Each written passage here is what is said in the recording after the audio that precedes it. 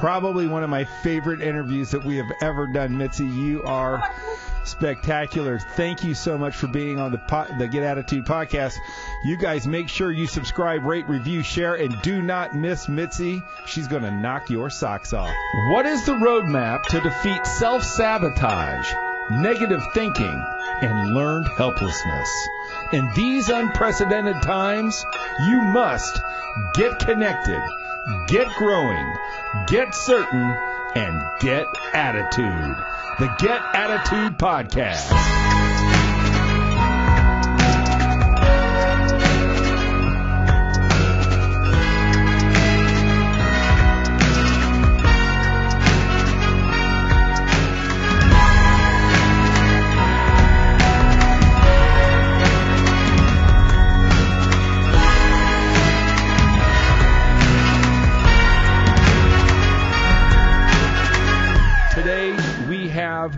The unbelievable Mitzi Perdue, who is with us.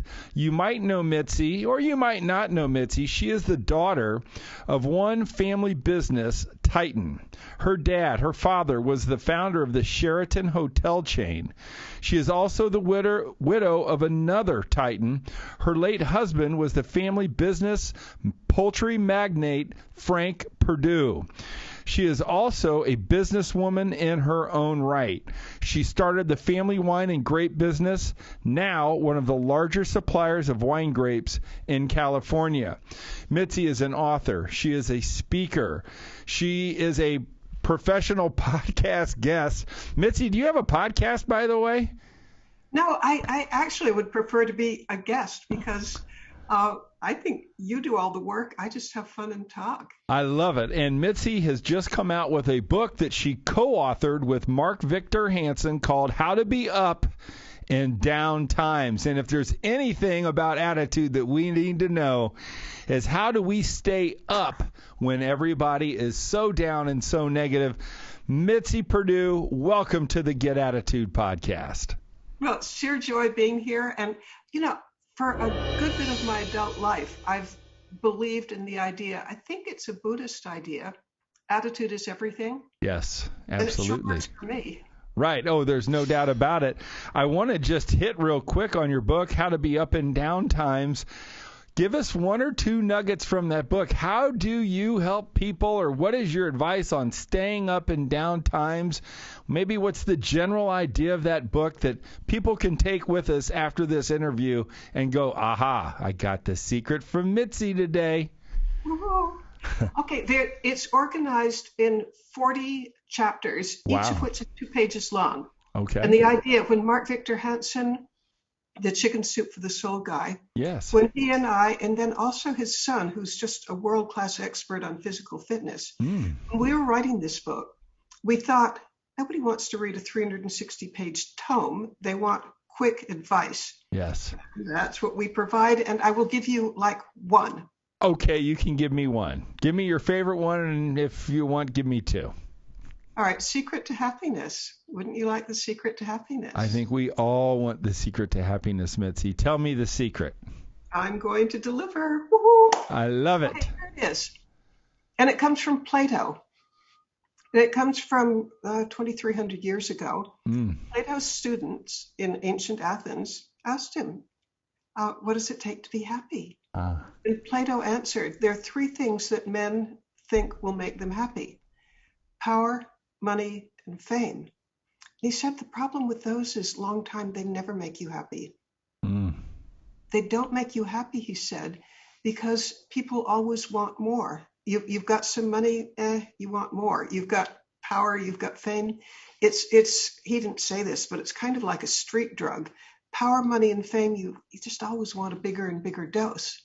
So Plato's students asked him, what does make people happy? And Plato answered, truth, beauty, goodness. And the reason that truth, beauty, and goodness can make you happy is because each dose of it, all by itself, can make you happy. But on the other hand, it's unlike money, power, and fame, which don't satisfy you long term. I think Have we got time for me to illustrate that in a life that I think is just really pretty interesting, or two lives? Absolutely. I just love truth, beauty, and goodness. I mean, here's the thing. We could stop the podcast, and I think we've smashed it already. But please. Now I'm going to drive it home. This is going to be a bases-loaded home run. Okay? That is good. I'm guessing that the two people we're going to talk about would be your father and your late husband. Is that correct? Well, actually, no? they carried out what I'm about to describe. But since people don't know my late husband, or maybe they do, they certainly don't know my late father because he was born in 1897. I mean, I don't think there are many people alive today who would know him. But I wanted to share a story, and this is what I just told you is out of How to Be Up and Down Times. Yes. But there's an illustration of the story that I cherish, and it has to do with Napoleon Bonaparte, Emperor of France, and Mother Teresa. Wow. Napoleon Bonaparte had all the power, money, fame, riches. I mean, he owned like 3/4 of the territory of all of Europe. He had palaces, all the status symbols you can think of, all the women, basically all the worldly goodies that life has to offer. Sure. Take as contrast Mother Teresa. As a nun, her particular order allowed her to only have the following possessions. I mean, nothing more than this. 3 cotton saris, which incidentally were made by lepers, and the sandals on her feet. She lived among the Bengali women who were the poorest of the poor. Now, we have a contrast. Somebody who has all the money, fame, and power that this earthly life has to offer. Yes. I mean, there aren't many people who had it on the scale that Napoleon did.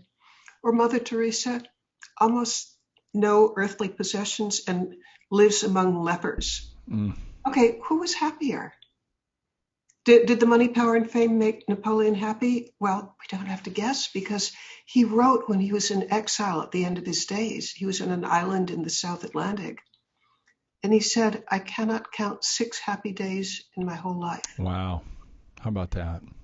All right, now take this as a contrast, Mother Teresa, and we don't have to guess about her either, because she wrote, my life has been a feast of unending joy. Yes.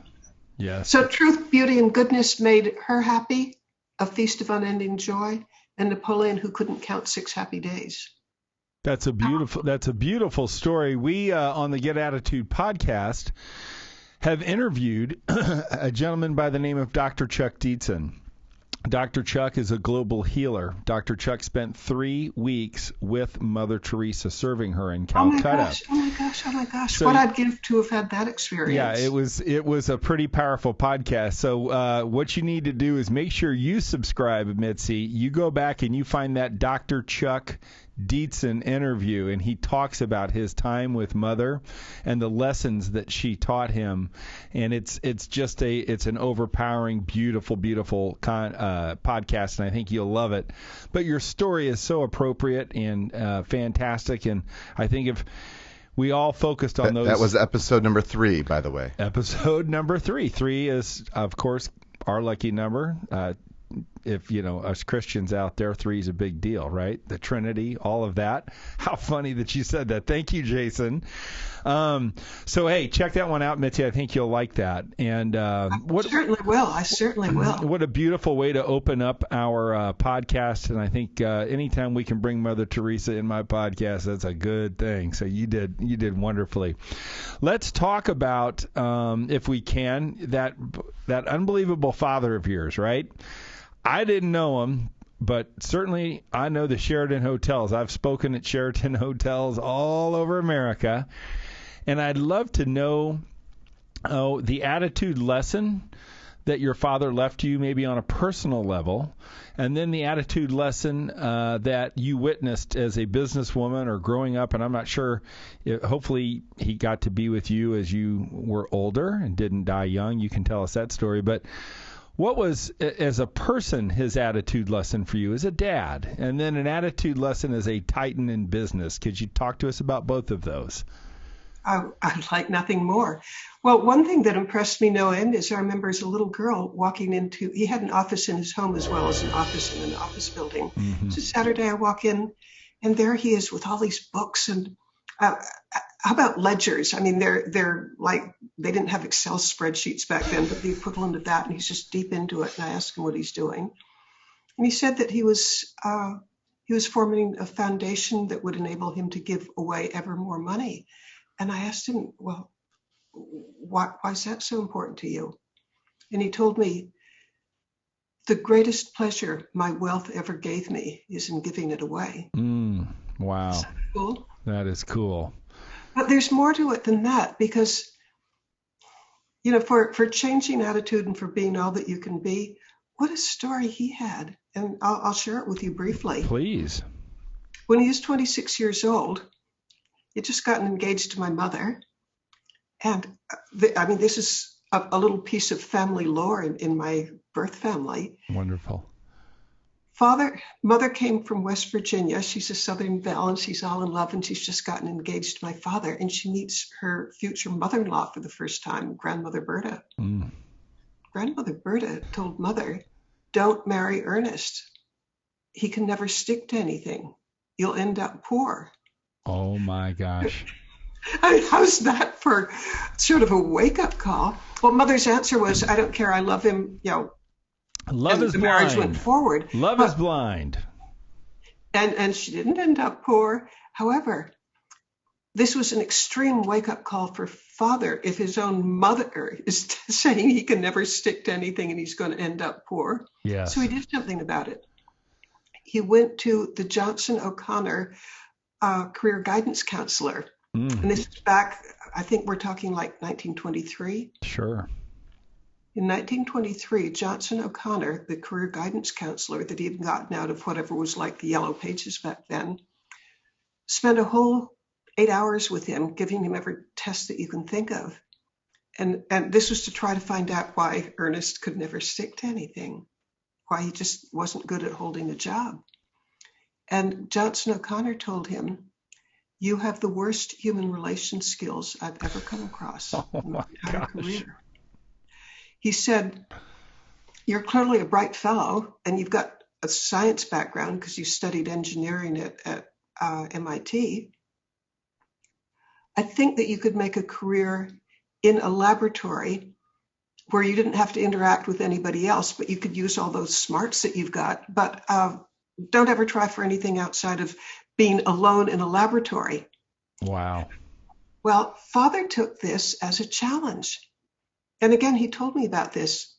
He reasoned that you're never going to get anywhere in life if you don't know how to get along with people, that getting along with people, as he told me, is the key to everything. I mean, it's just like the number one important skill. And now that he had identified what he was terrible at, yes, he spent the rest of his life learning what makes people tick. He read psychology books. He took the Dale Carnegie course. He took salesmanship courses. He took public speaking courses. It was a lifelong quest to try to understand what makes people tick. And later on in life, when he was more successful, he didn't give up. Some of the world's most famous psychologists of the time were weekend guests at our home. Sure. Because Eddie Bernays, I think he's the father of modern advertising, great psychologist. B.F. Skinner, behavioral psychology. I mean, just a whole lot of really famous people, because for the rest of his life, he wanted to learn what makes people tick. And I think he mastered it. Because if you're in the hotel industry, I used to think that Father, he had 400 hotels at the time of his death. Wow. I used to guess that there would be few people other than national politicians who didn't interact with people more than this genial host of the Sheraton hotels. So he was a real hands-on owner, and he would go to each one of those hotels and kibitz with the guests. Allow me to share another story about him then. Yes. And this is something that he told me. The Sheraton hotels got its start in the 1930s. And That was a time when hotels were just going bankrupt right and left. I mean, everybody was running away from real estate, and in particular, they were running away from hotels. And clearly, they had reason to run away from them, because at the height of the Great Depression, with 25% unemployment, the occupancy rate was, how about, approaching zero. Right. So these properties were going bankrupt. So how could Father make a success out of an industry that was just falling apart and crashing? And this, by the way, is something of a lesson for today. Yes. But I'll continue with the story. How did he make a success when everybody else was failing? And I think it boils down 100% to the fact that by the 1930s, he probably knew more about human relations and how to get along with people and what makes them tick than any of his competitors. He said whenever he'd take possession of a new hotel, whenever he had bought a new hotel, he told me that the day he took possession, he'd invite all the employees, and there might be 400, there might be 800. He'd invite all of them into the ballroom. And he knew that every one of them was just demoralized and probably scared, because back then, if you lost your job when there's 25% unemployment, you're not going to get another. So imagine you're walking in to the ballroom and there's the new owner, and you're probably terrified that he's going to clean house and bring in his own friends and his cousins and his uncles. Yes. Okay, Father knew that nobody was going to listen to a word he said, until he addressed their pain, their fear. So the first words out of his mouth in every case was always, I want every one of you to keep your job. And I want you to keep your job because I know that you know your work better than anybody else in the world. And it's my job to give you the resources and the encouragement to show the world just how good you are. Wow. Isn't that cool? But that's not the end of the story. He told me those are just words, and they really sound good. And he had more to say. He said, he told the people in the ballroom, he said, you'll see in a couple of months, this is all going to turn around. This is going to be the most popular, the best served, the most financially stable hotel in the city. And together as a team, we're going to show the rest of the city that things can turn around. I love it. But that's not the end of the story. Will you allow me to go on? Yes. Good, thank you. I think it's bad manners to monologue, so that's why I asked. It's good manners on my podcast, especially with this good. I mean, to understand how the Sheraton hotel chain was found by the attitude. I mean, I think what, it gets back to, he took the definition that was given to him as somebody with no personal skills as a challenge. And that is what's ringing through to me these hotels are going bankrupt. That's the definition. He said, no, that's the challenge. And here's the answer. So please continue. Thank you. Thank you very much. Because I really don't want to be a bad-mannered guest. But I'll continue with the story. He said, first of all, people have a compulsion to live up to or down to your expectations. So he's kind of setting the table that, we're going to accomplish great things. But those are just words. But the next day, the employees there would see just armies of people coming in, like electricians, decorators, plumbers. And the important part is they didn't go to the areas that the paying public would see. No, they're going to the areas, they're refurbishing and sprucing up the areas that only the employees would see, like the employee dining room, wow, the employee lockers, showers. At the areas where the employees only would be enjoying and being impressed by that. And so, as a little girl, I'm asking Father, why would you spend money where you're not going to get any money back from it? And he said, a leader's job is to give people a better vision of themselves. Yes. And by showing how important they were to him, that he'd spend the first money on them, I think that was the secret of Sheraton's success. I mean, because not only did he have a great attitude, he was instilling in the people who worked with him an attitude that they're winners, that they're part of a team that's making this the best hotel in the city. And that's part of attitude booster number 10, be a part of something bigger than you. And that's really what he was doing. That's so wonderful. Now, his name was Ernest. What was his middle and last name? Ernest Flagg Henderson. And Flagg had to have been a family name, I'm guessing. Yes, absolutely. And what was your beautiful mother's name from West Virginia? Mary Stevens. Mary? And eventually Henderson. Okay. And I'm named after her because although you call me Mitzi, my legal name is Mary. And I love being Mitzi, so I don't want anybody to adjust. Well, I have a granddaughter named Mary, and I love her quite a bit. And my mother's middle name was Marilyn, so we're all good. So this begs the question, why wasn't it called Henderson Hotels instead of, how did the name Sheraton come about? Okay, and this actually, it's an attitude thing. I love it. Well, the third hotel that Father ever bought, it was in Springfield, Massachusetts, and it had a $10,000 neon sign, which was just the height of being modern back then. Yeah, a lot of money. And back then, I mean, I bet it would be like $200,000 in today's money. Sure. I mean, I'm guessing, I don't know, but $10,000 at the height of the Great Depression was a lot of money. And my father was a good New England Yankee. He had the attitude that you just don't waste. And he couldn't bear the idea of tearing down a $10,000 sign. Yes. But for advertising purposes, you'd like, by then he had 3 hotels, and it's easier to advertise under the same name. And so here was his thought process, and he even told me. He said that he thought Sheraton had a ring to it. He thought Henderson did not have a ring to it. Yes, yes. Which I just thought was an attitude of humility that I cherish. So to avoid being wasteful and to have a name that sounded good, Sheraton got its name with that third hotel. And from then on, Sheraton. And so, but was Sheraton on the sign, or was it a name that he invented, or did he see it? The $10,000 neon sign said Sheraton. Did it really? Oh, yeah, and that's what he was unwilling to tear down, because it would just be so wasteful to tear down a perfectly good sign. So that is how Sheraton got its name. And in keeping with the current times, being a woman and supporting a man in his job, my wife and I were just talking, and I forget what we were talking about, but she said, why in the world do women take men's last name? And I said, well, probably because men used to be the providers, and it was easier for them to keep their name to continue to provide.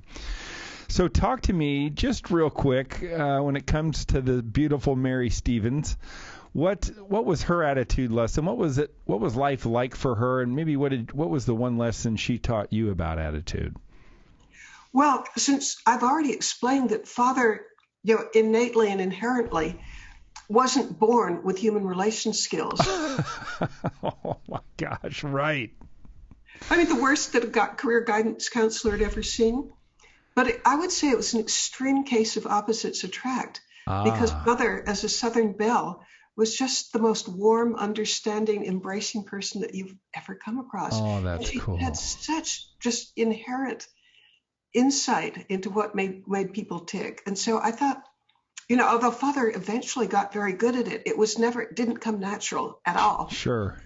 So she was a real connector. I thought her warmth and his sort of intellectual distanceness, it made in heaven. And I think they each cherished what the other had to offer. That is such a cool story. And then what was their love story? How did they meet at college, or how did they meet? She being from West Virginia, she had a cousin in Cambridge, Massachusetts, and there was a dance in Cambridge. Wow. And I think she might have been 22 or something. Mm-hmm. And they did fall in love and agreed to marry. But when they actually did get married, the wedding was in Wheeling, West Virginia. At that time, you got to from West Virginia back to Cambridge, Massachusetts by train. And I think it was some kind of overnight thing. Yes. I have her diary. Oh, my mercy. That's got to be priceless. Oh, coolest thing in the world, because she's getting cold feet. She's writing in her diary, what have I gotten into? I love Ernie. Yeah. But I'm going to a place where the people are cold, the climate is cold, and my children are going to grow up Yankees. Oh my gosh. How wonderful. And the bottom line is the realness of that is, you know what, there's probably a lot of women out there that felt the same way as they were going to do what they were doing. Let's shift from that love affair to quite possibly the next titan in your life, the next man in your life who I'm sure you supported and helped and molded. And I'd love to know about Frank Perdue and how you two met and what it was like being married to the chicken titan of America. Well, first of all, it was heaven. He was my hero from beginning to end. And we had a somewhat odd courtship because I was living in California. I'd spent a week in Washington, D.C. working on the campaign of a presidential candidate who washed up. Oh. But it turned out that he was a supporter of that candidate. And there was an event kind of celebrating his washing up in the primaries. Who is the candidate? I got to know. It was Bob Dole, and we're talking 1988. Wow. Interesting. Okay. Okay, so there's this party given by Bob Dole. I mean, he had lost the primaries and was out of the game, but he did have a party.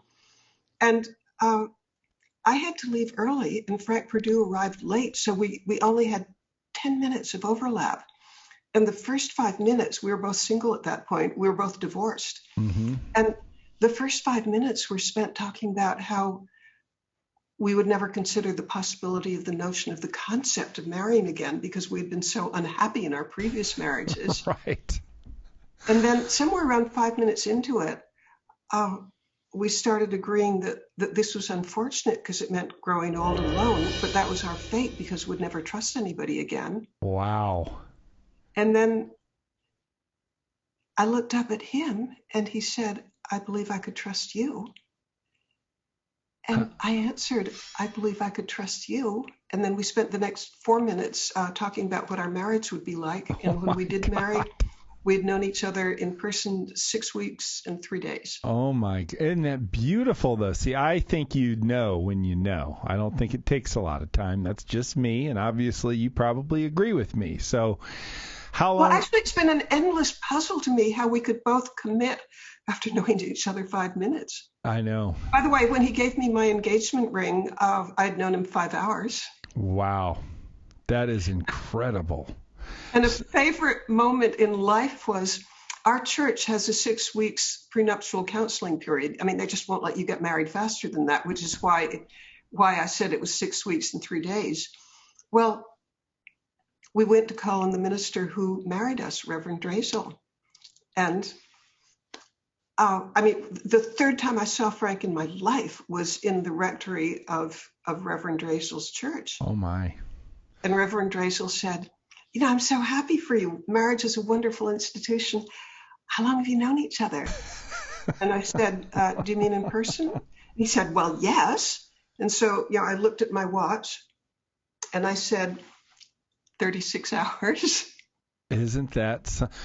Well, I think the message is that although it's an anomaly, if you're out there, ladies, and maybe you've gone through a marital reversal or a relationship reversal, Mitzi's story always provides hope because you know what? I believe there's always a chance. I always believe in love, and I believe that God sends us people that he knows more than us.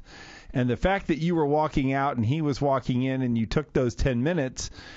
So what happened after the 10 minutes? Did you say, call me later? Did you wait outside? What went on there? Or did you say, I'm not leaving now? Did you turn around and go back in? What was going on?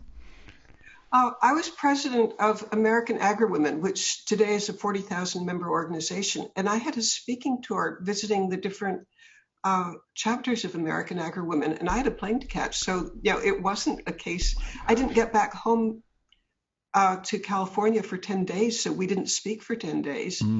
But when I got home, there were all these nice while you were out messages, and they were from Frank. And when we did speak, he said, I want you to know I've never been more serious in my life. Wow. And I said, me too.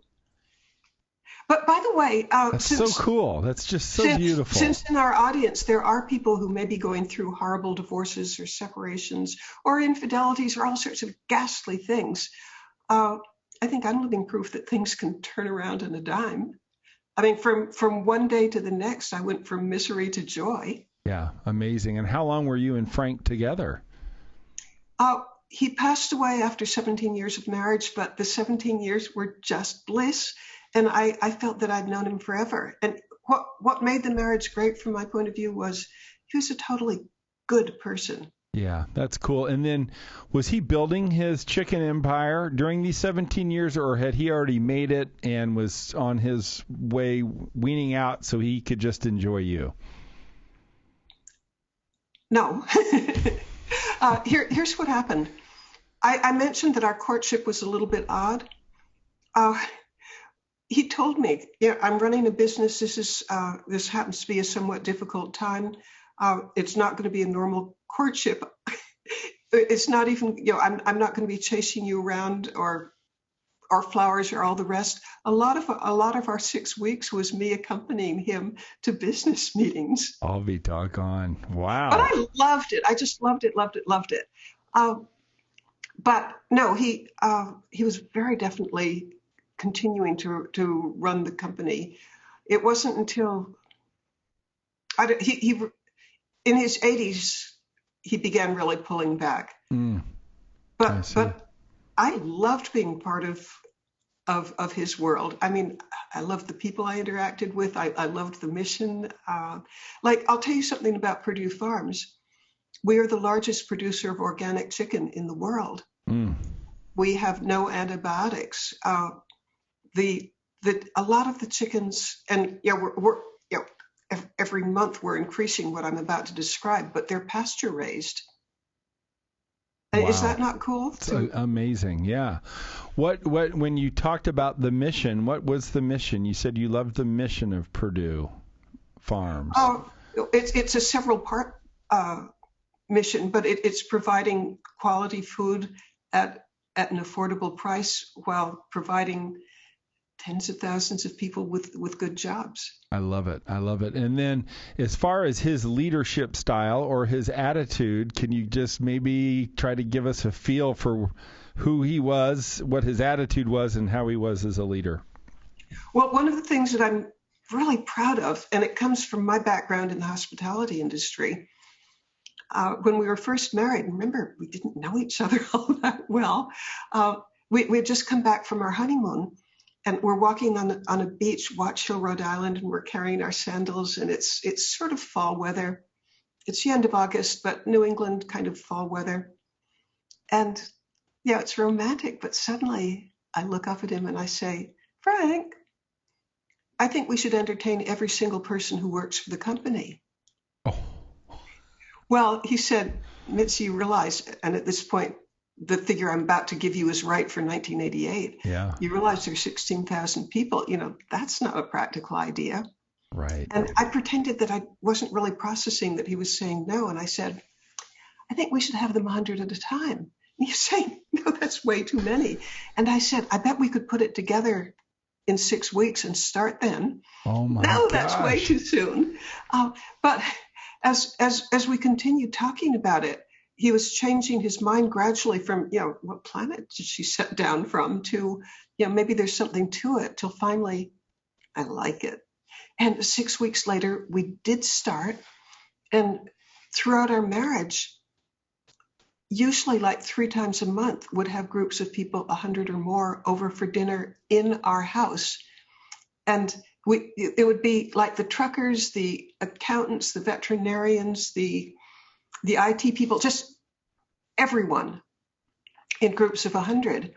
And what was to me like uniquely special about this is in the living room of our home, we set up this great long buffet table, and Frank Perdue would wait on his employees. He'd stand behind the buffet table and serve them.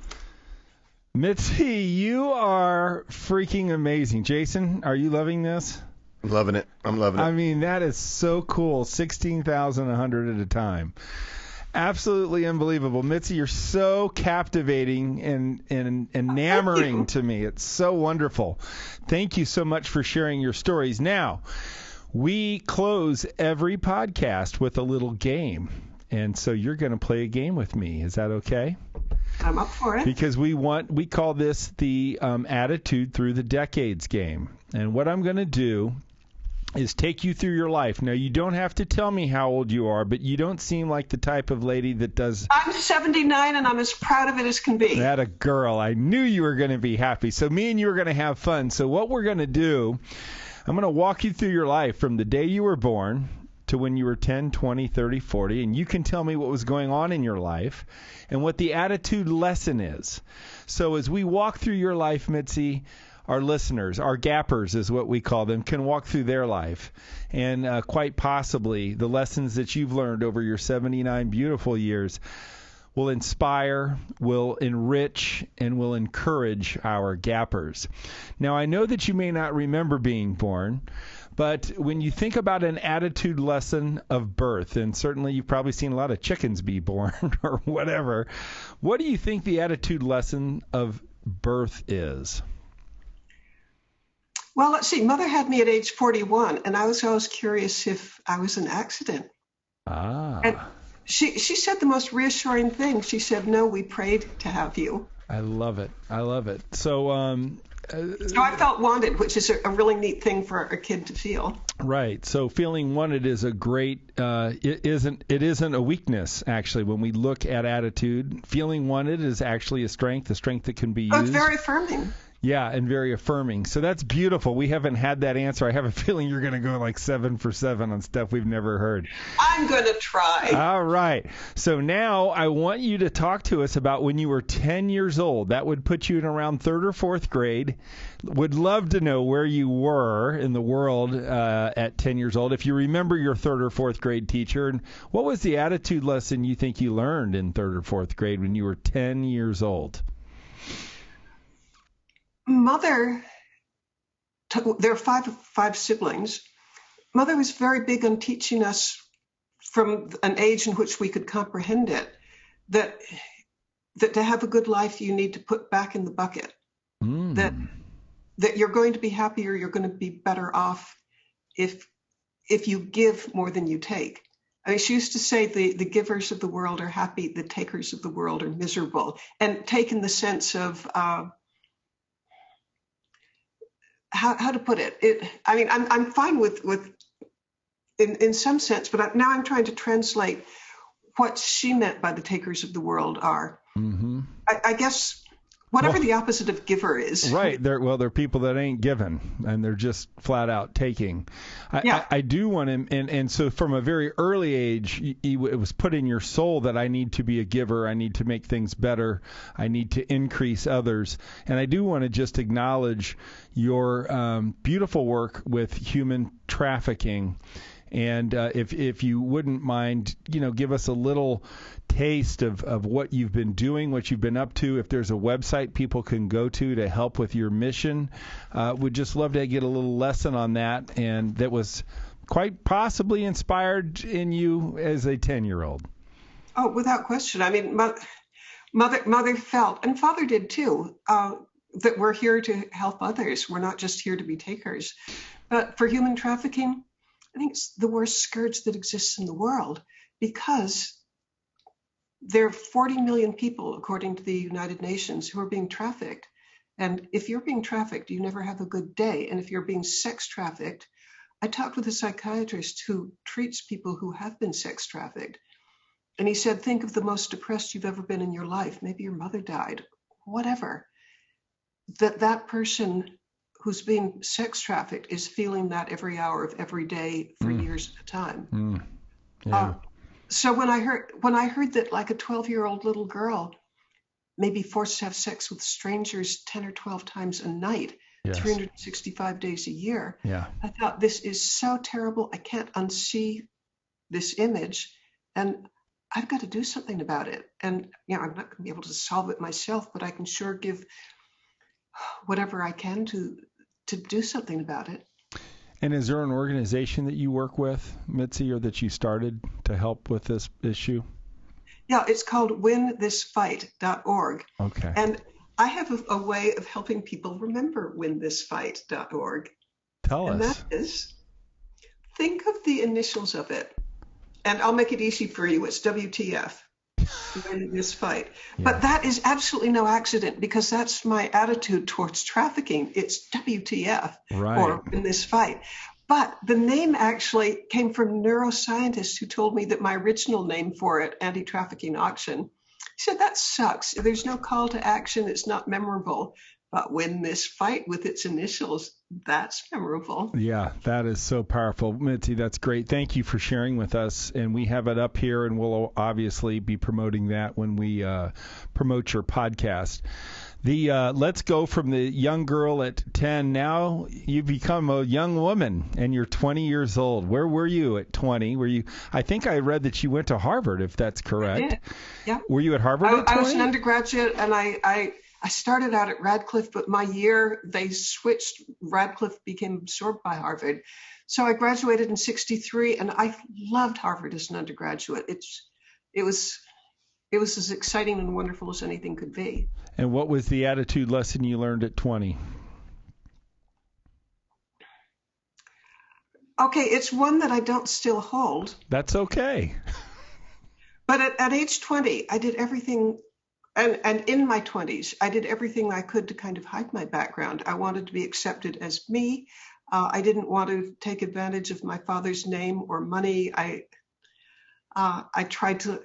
became a management intern at the Treasury Department for my first job. Wow. And I did everything I could to have my colleagues not realize that I was filthy, stinking rich. Right. And I think we have a lot of influencers and innovators that listen to this and that are with us in season 2, who I think feel the same thing. You know, even though you may have incredible self-worth financially, you may not have independent self-worth inside. So I think that's probably refreshing. There's people that are from families that are extremely successful. There's a lot of pressure that comes with that. But to be able to acknowledge, hey, I want to be me for who I am and not that, I think that's beautiful. And obviously you're embracing where you're from now, which might be a little bit easier. Did you face any personal problems during the 20s? I think you had mentioned before this that you had overcome some challenges that you might wanted to share with our audience. Can we fast forward to the 30s then? Well, good. So let's get to 30. Great attitude lesson for 20. Now you're 30. What's the attitude lesson of 30? And let's tell that story. Okay, in my 30s, I really wasn't doing much with my education or my background or anything. And there was a reason, which was, as I got older, I got more and more shy. And the reason I got more and more shy was I actually had a pretty severe speech impediment. I had a lisp that was bad enough so that not only do you hear it, but you could see it. You put your tongue in the wrong place when you've got a really severe lisp. And over the course of my life, but somehow became more sensitive to it in my 30s, people would tell me when they got to know me better that when they first met me, they thought that I was stupid. And that sort of built on itself where, you know, I'm meeting somebody and I'm knowing that they think I'm stupid. Yeah. So I got into a career change, which was I became a rice grower in Northern California. Because if you're growing rice, guess what? You don't have to interact with loads and loads of people. Sure.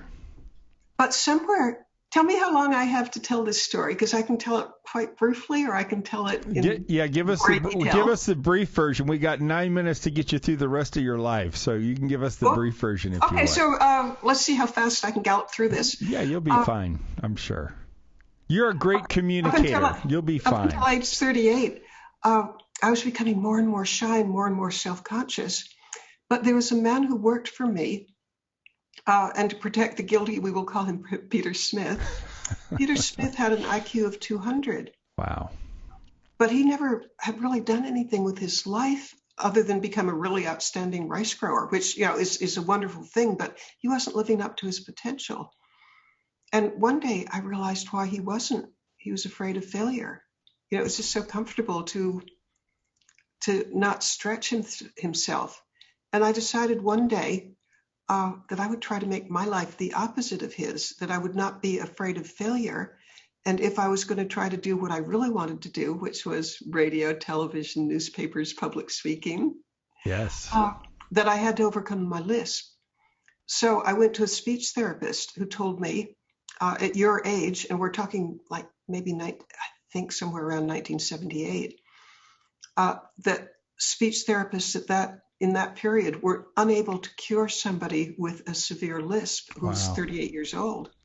So I went to another therapist. She also told me it can't be done. Went to a third one, same story. With a little minor wrinkle, she said, I can't help you, but I'd love to take your money. I mean, you can come if you want, but I don't think I can help you. Well, I went for a full year, and lo and behold, at the end of the year, no progress for 9 months, but at the end of the year, I had overcome my lisp, and I began auditioning for television. I began sending articles out to newspapers, and within a year, I had a television show. Within 2 years, it was syndicated to 76 stations. I've collected in my life a very great number of rejection letters for articles or written things that I've submitted. But within something like 5 years, I was the most widely syndicated environmental writer in the country. And it's as if everything switched when I decided to make my life the opposite of Peter Smith, that I would find out what my obstacles were, I would overcome them, and then I wouldn't be afraid of failure. I would, when I got a rejection letter or a turn down for an audition, I don't care. That's a mark of success because I tried. Yeah. And look where it got me. Thanks for the no is what we always tell people in sales. So great attitude lesson for 30, how to overcome your biggest challenge, right? So it sounds like when you hit 40 and you go through your 40s, it may have been a bit of a reset and it may have been a new launch. I'd love to know, what was the name of your TV show, and then what was the attitude lesson for you at 40 or in your 40s? Okay, Mitzi's Country Magazine. All right, I got it. I'm going to look that up. And it started out as a farm show because I was also still growing rice. Yes. But are we talking of lessons for the 40s? Yes. So just your attitude. What's the attitude lesson in your 40s that somebody can take and go, you know what Mitzi said? There's a female out there in her 40s that's waiting for you to say, honey, let me tell you what I learned in my 40s. This is what I want to get to. Well, I got myself out of a horrible marriage. Wonderful, right?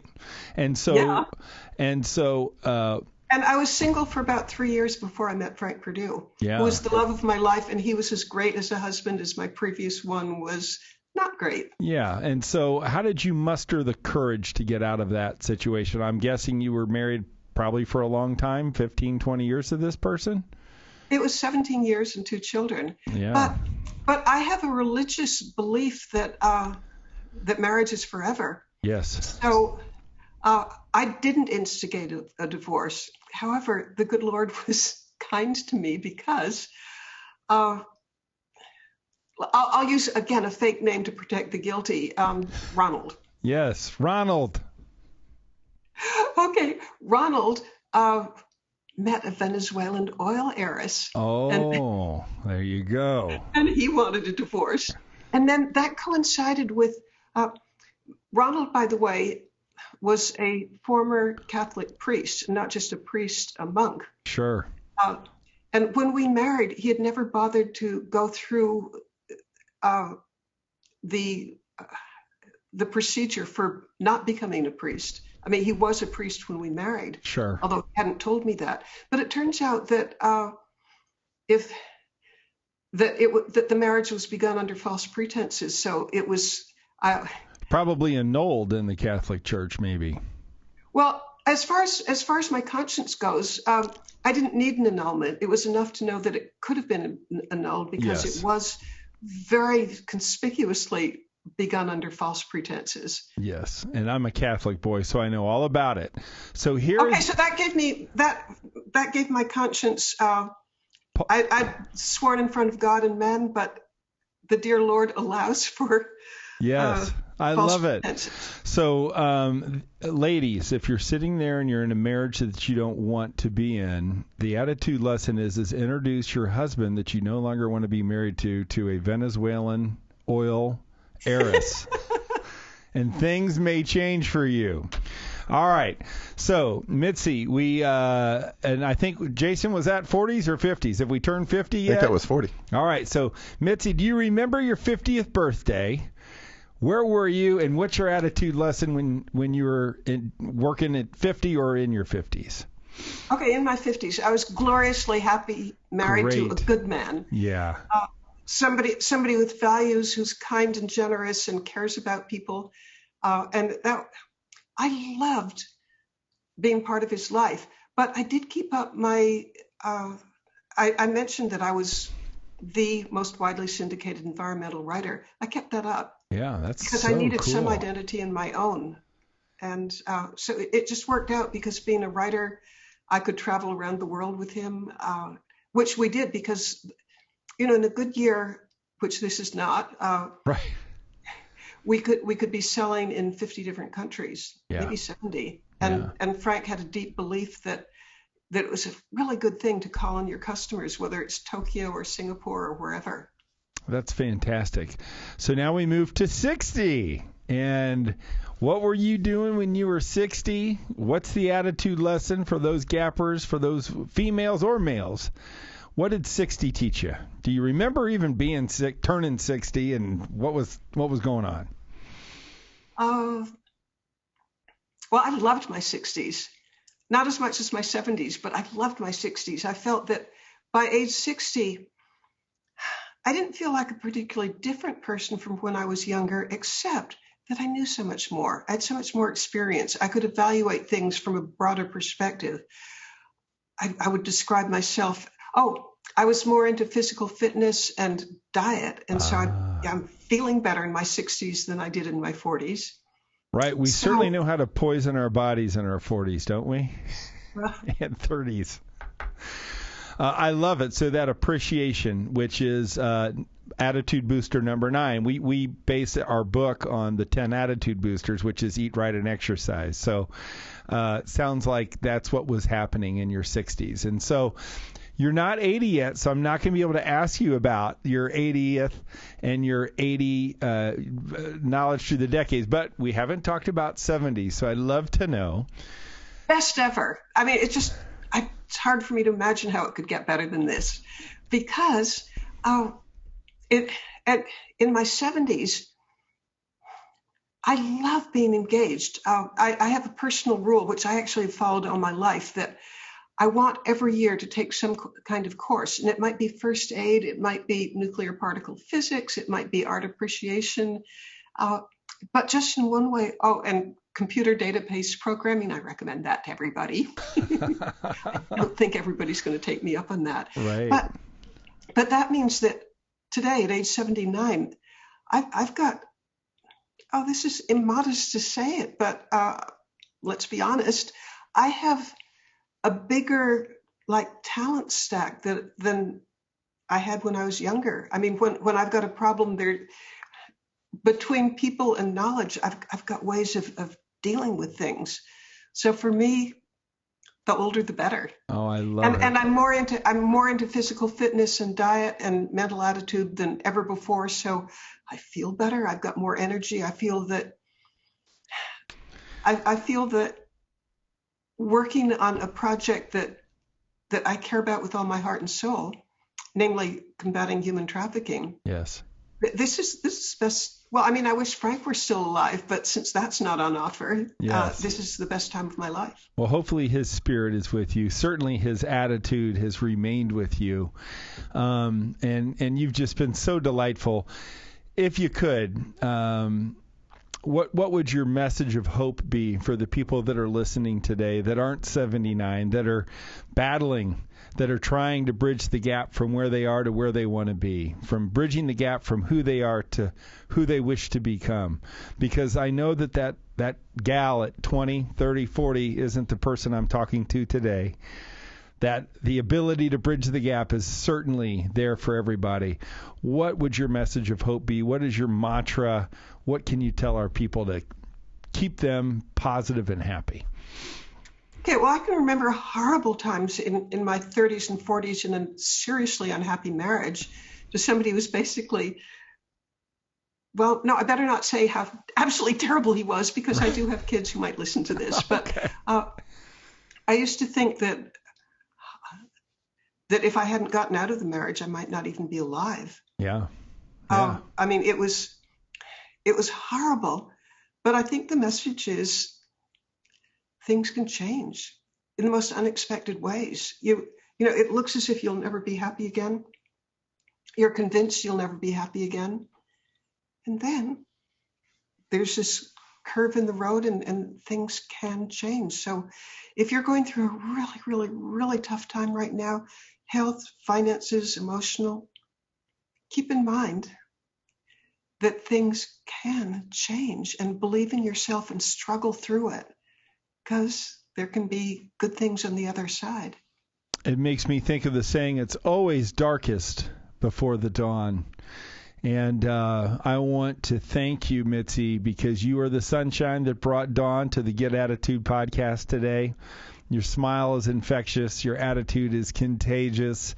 And your story is just so palpable and relevant for everybody that's listening in. We just want to thank you so much, and we're so, so grateful that you shared with us your story. And the Get Attitude podcast and all of our gappers, thank you. We will look you up. winthefight.org. Let's help Mitzi do what she's meant to do. Thank you again, Mitzi, for being on the Get Attitude podcast.